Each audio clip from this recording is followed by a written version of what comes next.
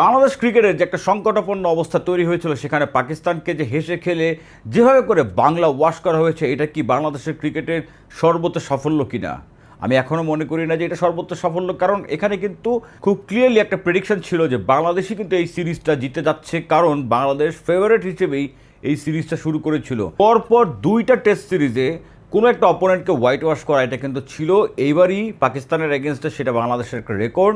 এটা কিন্তু ইভেন জিম্বাবুয়ের সাথে এই রেকর্ডটা বাংলাদেশের নেই। পরপর 3 ফরম্যাটে 3টা সিরিজ জয়, এটাও কিন্তু একটা বড় অ্যাচিভমেন্ট প্রতিপক্ষকে, সেই পাকিস্তান। যাই হোক, ক্রিকেটের যেই মানের খেলাটাই খেলুক না কেন, তারা অ্যাক্টিংয়ে তারা কিন্তু আরও জঘন্য। 50 পয়সা স্কোর কার্ড ওভার অ্যাক্টিংকে নিয়ে এই কথা রেজওয়ানকে বলা হয়েছিল, কারণ রেজওয়ান হেন কোনো চেষ্টা নাই, তিনি করেননি যে টাইম নষ্ট করার জন্য, বলারদের রিদম ব্রেক করার জন্য। ভাই, লাভের লাভ কিছুই হয় নাই, হেরে গেছে পাকিস্তান 78 রানে। প্রথম টেস্টটাতে বাংলাদেশ যখন নাকি পাকিস্তানকে হারিয়েছিল, তখনই কিন্তু আমরা একটা সেন্স করছিলাম যে এই সিরিজটা বাংলাদেশ পাকিস্তানকে কিন্তু হোয়াইট ওয়াশ বা বাংলা ওয়াশ করবে। আজকের টপিকটা মূলত এই যে পাকিস্তানকে যে বাংলাদেশ উড়িয়ে দিল, ডমিনেট করে যে একটা টেস্ট সিরিজে 10-10টা দিন খেললো, এখানে কি কৃতিত্বটা কোন স্পেসিফিক প্লেয়ারের? বাংলাদেশের টিম আসলে টিম হিসেবে কেমন পারফর্ম করেছে, সেটা নিয়ে কিন্তু আজকের এই ভিডিওতে মূল আলোচনা করব। So without further edu, let's get started.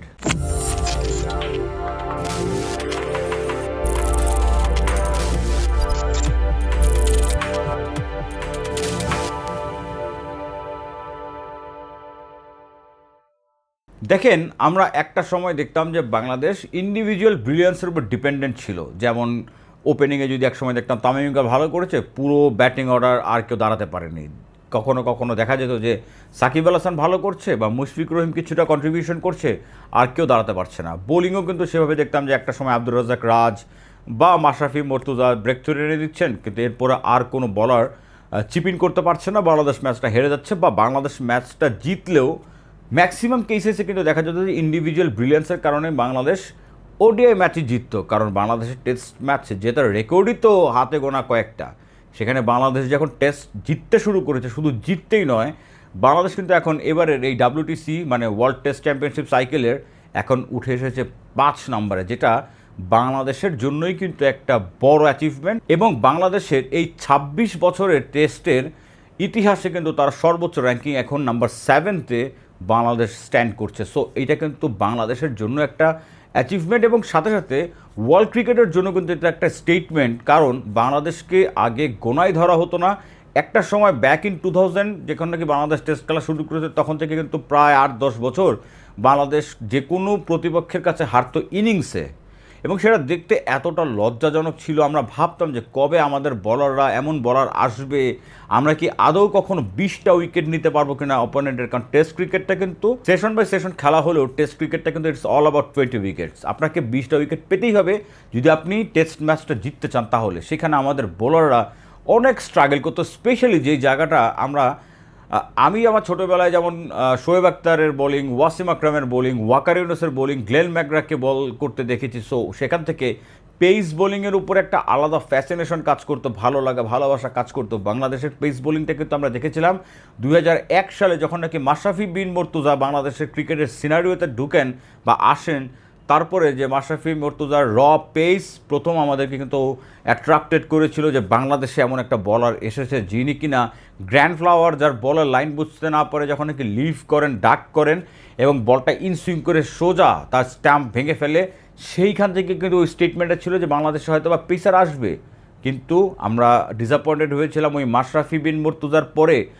কিছুটা অংশে বলতে পারেন তালহা জুবায়ের আসা যাওয়ার ভিতরে ছিলেন, কিন্তু পারফরমেন্স অনুযায়ী বা বলের লাইন লেন্থ কোনোটা না থাকার কারণে তারা জাতীয় দলে আসলে টিকতে পারেননি। পেস বোলিং একটা হাহাকার সব সময় ছিল।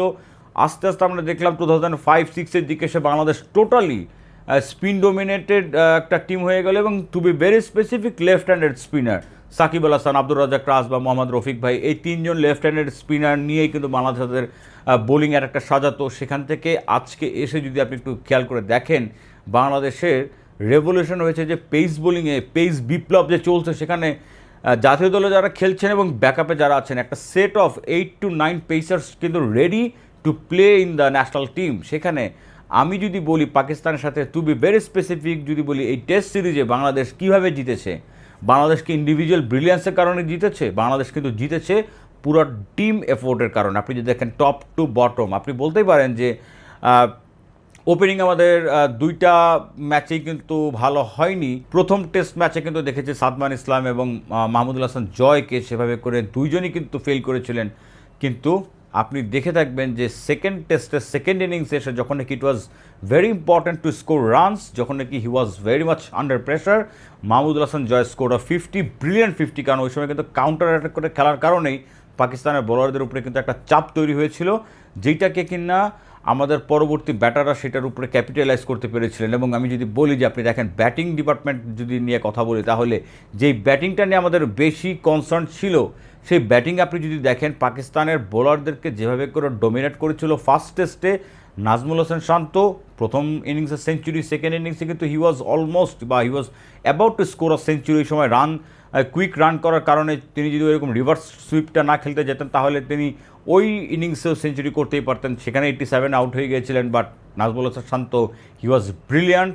আপনি যদি বলেন মমিনুল হক ফার্স্ট টেস্টেও যেমন খেলেছেন, সেকেন্ড টেস্টেও কিন্তু স্কোর না করলেও কিন্তু ছোটো ছোটো যে কন্ট্রিবিউশনটা করেছেন টিমের জন্য, যেই পার্টনারশিপটা বিল্ড করতে হেল্প করেছেন, সেখানে মমিনুল হকেরও কিন্তু কন্ট্রিবিউশনটা অনেক বেশি ইম্পর্ট্যান্ট। আসবো মুশফিকুর রহিম, যিনি কিনা আমাদের ম্যান অফ দ্য সিরিজ। তার এই 21 বছরের টেস্ট ক্যারিয়ারে তিনি কখনোই ম্যান অফ দ্য সিরিজের প্রাইজটা বা অ্যাওয়ার্ডটা পাননি। এইবার এসে সেটা ঘুচেছে এবং তিনি কিন্তু ম্যান অফ দ্য সিরিজের অ্যাওয়ার্ডটা পেয়েছেন। ফার্স্ট টেস্টে একটা 71 রানের সুন্দর একটা ইনিংস ছিল। সেকেন্ড টেস্ট ম্যাচে এসে তিনি যে 137 রানের যে ইনিংসটা খেলেছিলেন, সেকেন্ড টেস্টের সেকেন্ড ইনিংসে যখন নাকি it was very important, Bangladesh কত টার্গেট দিবে, সেই লিডটা কতটুকু টেনে নিয়ে যেতে পারবে বাংলাদেশ, সেখানে Mushfiqur Rahim had played a vital role. যেখানে নাকি 137 রানের এই 39 বছর বয়সে যে ঝকঝকে ইনিংসটা খেলেছিলেন। আমি বলবো লিটন দাসের কথা। লিটন দাস যেভাবে করে তিনি পারফর্ম করেছেন, তার ফার্স্ট ইনিংসে সেকেন্ড টেস্টে যে দুর্দান্ত 126 রানের, বাংলাদেশে যখন 116 রানে 6টা উইকেট পড়ে যায়, তখন বাংলাদেশ আসলে কতটুকু রান করতে পারবে। তাইজুল ইসলামকে নিয়ে, শরীফুল ইসলামকে নিয়ে, এই টেলারদেরকে নিয়ে এক প্রান্তে আগলে রেখে 30 থেকে 40টা সিঙ্গেল ডিনাই করে তিনি 126 রান করেছেন। I would not say it was his best innings, but I would literally say যে it was his one of the best innings. হয়তো টপ 2 এর ভিতরে এই ইনিংসটা থাকবে।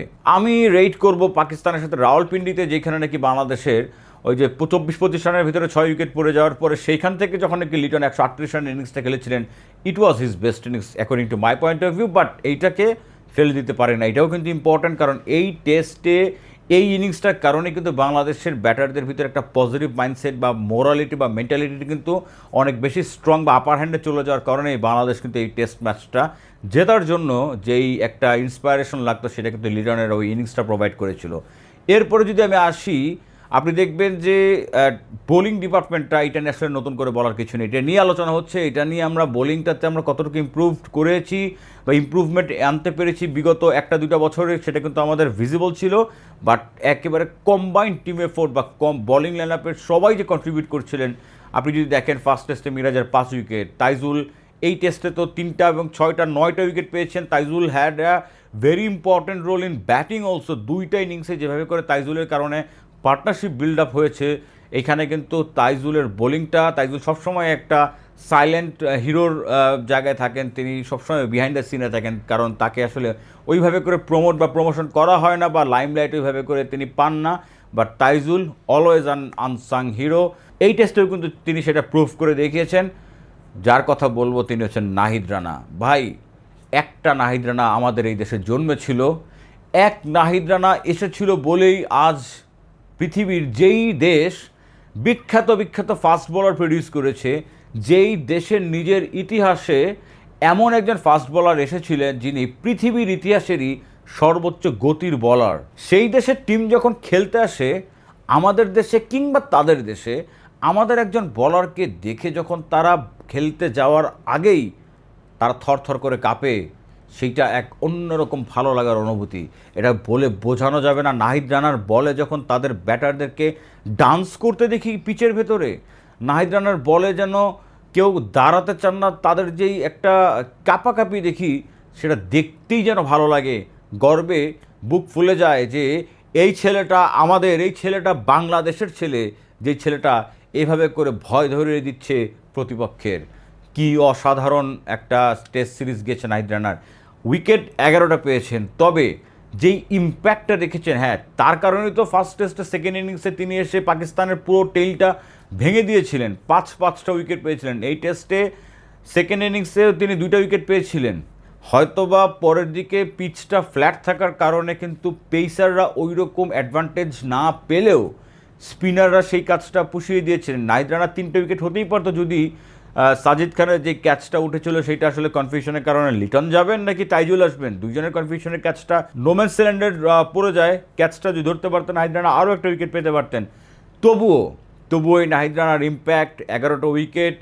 আপনি যদি বলেন তাসকিনের কথা, তাসকিন হয়তো বা সেকেন্ড টেস্টের সেকেন্ড ইনিংসে উইকেট পাননি, ফার্স্ট টেস্টের যেমন তিনি ব্রেক থ্রু এনে দিয়েছেন রাইট টাইমে, সেকেন্ড টেস্টের ফার্স্ট ইনিংসেও কিন্তু 2 ওপেনারকে ফেরাতে সব থেকে বড় রোলটা প্লে করেছিলেন কিন্তু তাসকিন আহমেদ, আর্লি 2টা ব্রেক থ্রু এনে দিয়েছিলেন। সো তাসকিন, যাকে নিয়ে বলা হয় যে টেস্টে ফিটনেসটা তাকে অ্যালাউ করে না পরপর 2টা টেস্ট খেলার জন্য, সেই তাসকিনও কিন্তু এই 2টা টেস্ট খেলে প্রমাণ করে রেখেছেন যে টেস্টের প্রতি তার ভালোবাসা, ডেডিকেশন, বা তিনি টেস্টকে কতটুকু ওন করতে পারেন। শুধু বলবো যে টু সাম এক্সটেন্ট আনলাকি ছিলেন এবাদত হোসেন, কারণ তিনি ফার্স্ট টেস্টটা খেলেছিলেন, কোনো উইকেট পাননি। He was a bit expensive also, but এবাদতকে সময় দিতে হবে, এবাদতকে আসলে সিনারিওর বাইরে নিয়ে যাওয়া যাবে না, তাকে দলের সাথে রেখে হয়তোবা একটা টেস্ট তার খারাপ যেতেই পারে, বাট তার বলে কিন্তু পেসটা এখনও দেখা গিয়েছে। মিরপুরে যখন তিনি বল করছিলেন 144 বা 145 পর্যন্ত কিন্তু তিনি তুলতে পেরেছিলেন। সো এবাদতের পেস কিন্তু ঠিক আছে, লেন্থনে হয়তো একটু কাজ করলে বা দলের সাথে থাকলে হয়তো এবাদত তিনি আবার তার সেই ডেডলি সেই এবাদত হয়ে যেতে পারবেন। আসবো শরীফুলের কথায়। এই সেকেন্ড টেস্টটাতে শরীফুল কিন্তু সেভাবে করে জ্বলে উঠতে পারছিলেন না, বল করছিলেন, ভালো বল করছিলেন, বাট যখন নাকি কাজের কাজ ছিল, এই সেকেন্ড টেস্টটা জয়ের এবং হারের ভেতরে একজন ডিফারেন্স ছিলেন, একজন দাঁড়িয়েছিলেন, তিনি ছিলেন মোহাম্মদ রিজওয়ানের উইকেটটা ছিল ভেরি ইম্পর্ট্যান্ট। রিজওয়ান কিন্তু নাহিদ রানার বলে আউট হয়ে যেতেই পারতেন সকালে যখন নাকি ফার্স্ট সেশনে, তখন মিরাজের কাছে একটা বল যায়, গালিতে দাঁড়িয়েছিলেন মিরাজ, কিন্তু ওই বলটা একটু ফাস্ট ট্রাভেল করার কারণে মিরাজ ক্যাচটা ধরতে পারেনি। ওই সময় কি মনে হচ্ছিল যে ম্যাচটাকে আবার হাত থেকে বের হয়ে যায় কি না।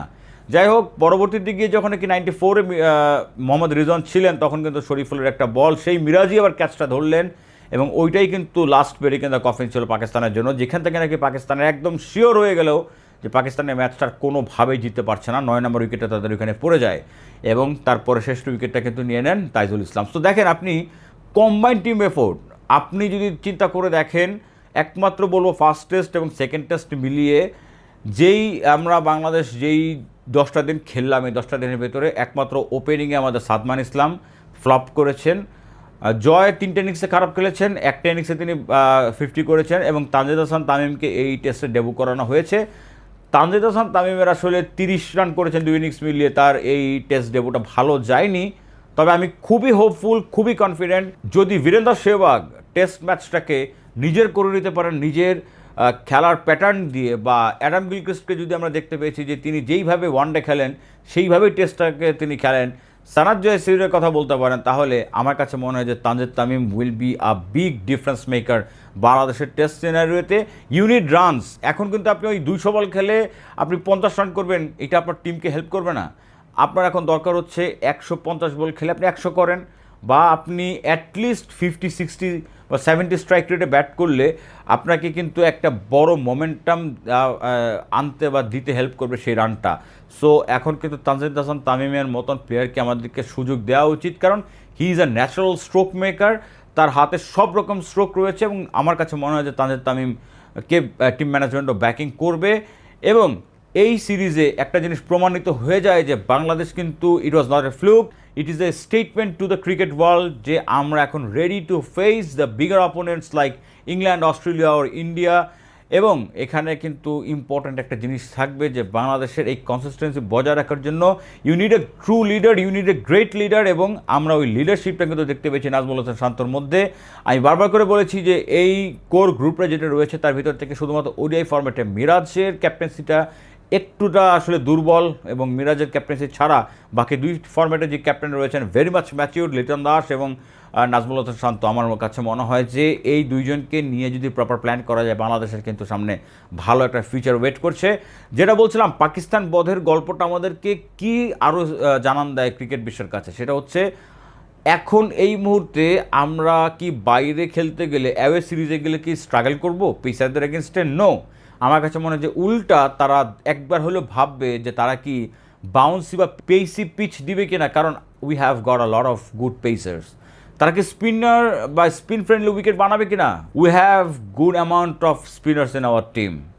তারা আসলে কি উইকেট বানায় এটা নিয়ে কিন্তু এখন তারা দুইবার হলেও ভাববে। এবং বাংলাদেশ এই যে স্টেটমেন্ট ভিক্টরিটা পেলো, একটা ইমপ্রুভমেন্ট বা একটা গ্রোথ তাদের হচ্ছে, আমি আশা করব, বা আমরা সকলে যারা নাকি ক্রিকেটকে ভালোবাসি তারা আশা করব যে এই ফ্লোতেই বাংলাদেশ এই ফ্লোটা ধরে রাখুক, বা এইভাবেই বাংলাদেশ সামনে এগিয়ে যাক।